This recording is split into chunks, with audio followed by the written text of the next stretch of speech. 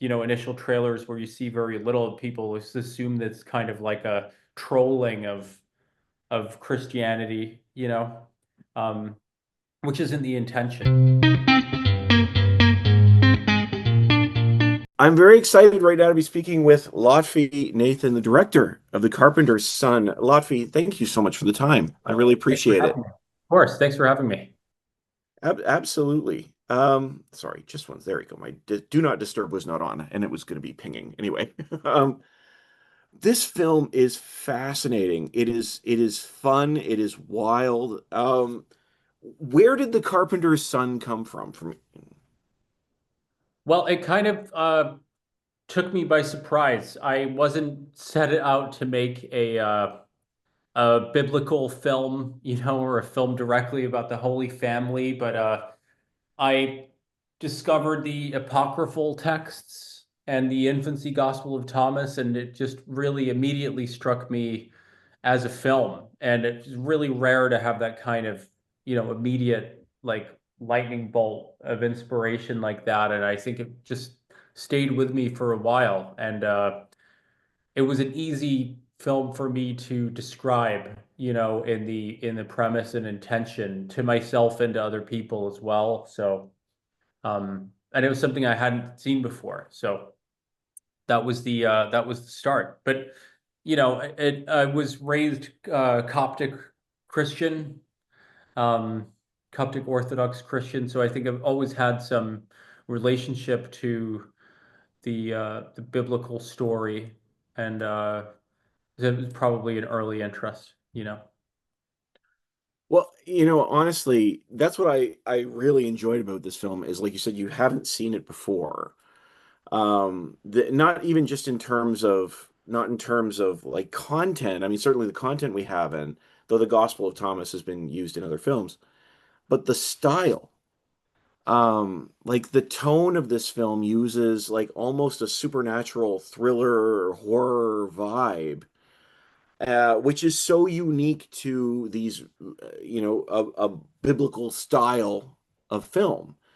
Why was that an exciting prospect for you to bring into the film?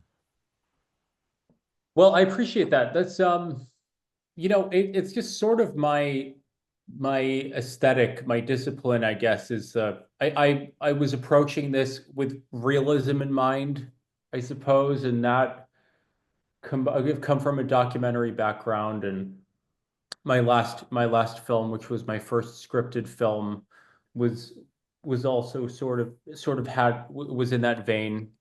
Um, and I ended up treating this story, despite the scope of it and the subject matter, the same way. And I think that was an effort to really pare it down and make it feel as intimate and relatable as possible. I think that plus the subject matter and the supernatural element is hopefully what creates that kind of special eerie quality.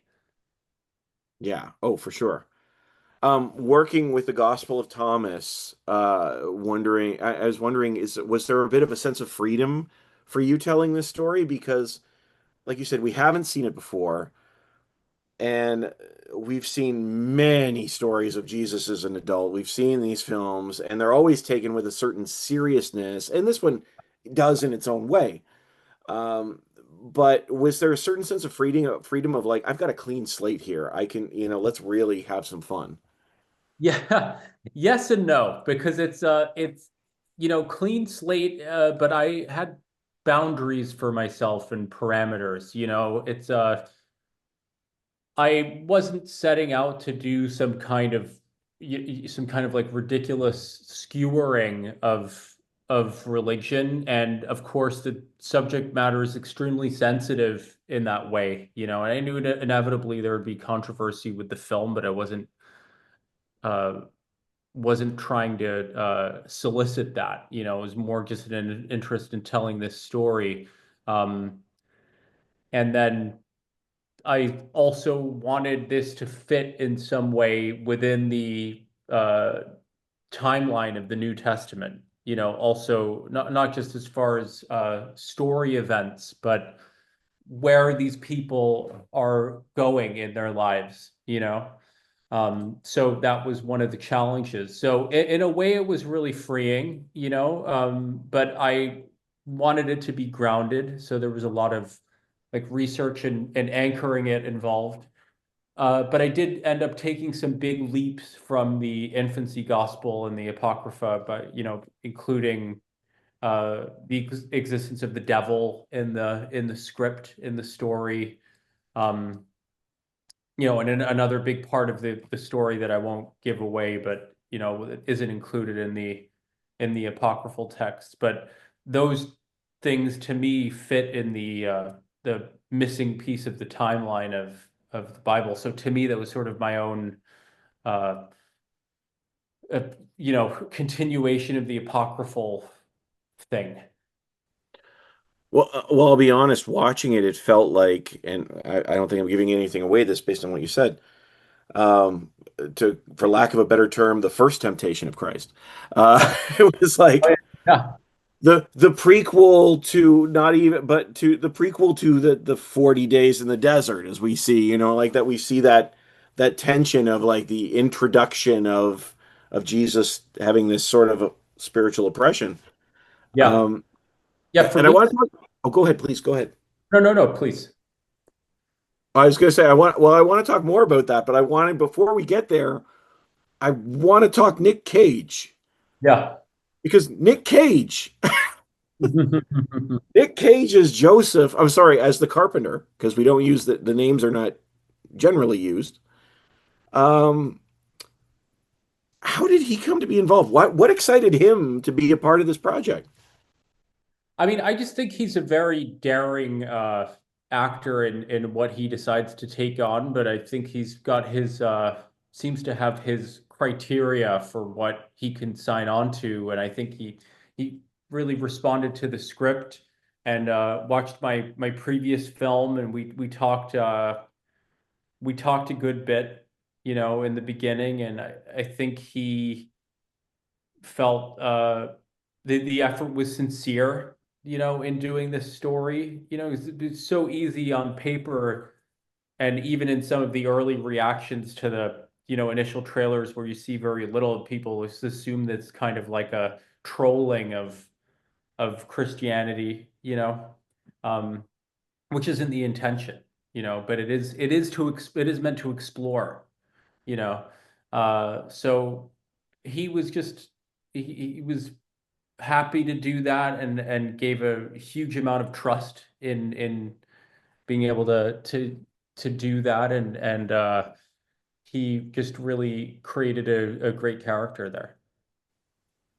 Absolutely. But and I will say too, I never got the sense that you were trying to be critical. I got the sense it was a real conversation and exploration of the character of Jesus in a way we haven't seen. Yeah, Uh, yeah. so with that being said, what aspect of the character of Jesus excited you most to explore in a film like this? Yeah, that's a good question. I think there's something to do with the age that he is in this story, with breaking off into being the savior, and the strongest person there. I think that him coming into his own as not just as an adult, but as a person who would be doing such profound things, but at one point being tethered to his parents. I thought that juncture, it's the coming of age thing. I think that to me was really what was essentially to explore here. And then also what became incredibly interesting to me was his first, what I my meditation was of his first encounter with the stranger, with the adversary in the film, um, which I thought could be the origin of their dynamic. With that having been said, one of the things that keeps coming up in this film with the stranger and the carpenter's son, these conversations about humanity and it is not love is not a positive portrayal. And positive may be the wrong word, but I mean, it certainly is. We're seeing the dark side of humanity in this film in some ways. Yeah. I was wondering if you felt that looking at the story of Jesus like this tells us something more about who we are. Yeah, perhaps. I mean, I think that by the end of the story, Jesus is faced with doing a a noble thing, a good thing, despite awful things, that people are capable of, and so I think that to me, that morality rising out of our darkest uh, facets is an interesting thing to see rather than I also just think we've seen the kind of pearly uh you know perfectly sanitized look at all of this story before, and it's I just wanted to see a new side of it. Uh, Absolutely.